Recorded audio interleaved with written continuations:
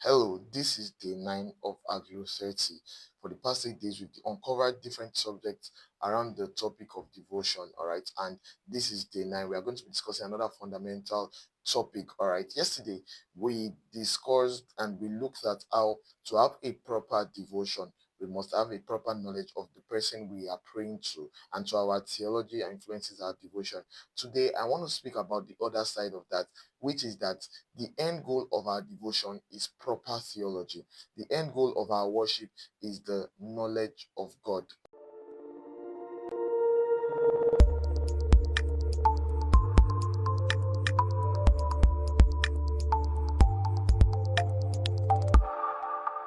The end goal of our devotion is proper theology. The end goal of our knowledge is to know God even more and more, to grow in our knowledge of Him. The end goal of our worship, of our prayer, everything we do is to the end that we know Him even much more and more. You see, the Bible tells us that Paul prayed a prayer in Philippians chapter 3, verse 10, and he said that I may know Him and the power of His resurrection. And this is someone who already had a lot of great stuff he had done for God, saying that he still wants to know God more. And that should be our posture as believers, that every time we pick up our Bible to study, every time we take up our hearts in prayer, every time we lift our hands in worship, it's to the end that we know Him more and more, that we know God even much more and more. The Bible tells us in the book of Daniel, chapter 11, verse 32, that the people that know their God shall be strong and do exploits. And the word know there is the word yada, is the Hebrew word yada, which actually means intimate knowledge or experiential knowledge.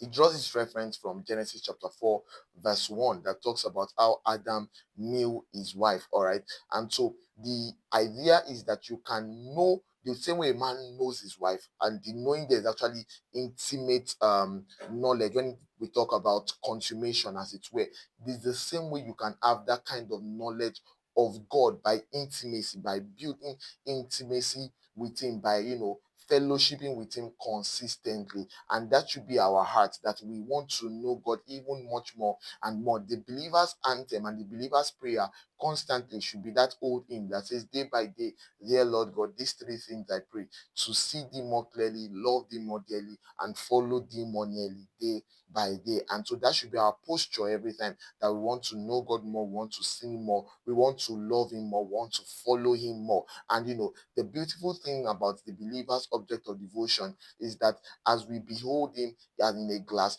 we are transformed even from one level of glory to another, because what we consistently behold is what we eventually become. And so as we grow in our knowledge of God in prayer, in fellowship, in study, we are gradually being changed to become more and more like Him. This is why, unlike what is commonly seen, where people are very prayerful, and the more they pray, the more malicious they are, the more covetous they are, this won't be our own results in the place of prayer, because we are not beholding ourselves, neither are we beholding our weaknesses, but we are knowing more about Him. And as we are knowing more about Him, we are transformed even from one level of glory to another. This is the 9 of Aglow 30, and we just discussed the importance of theology and devotion.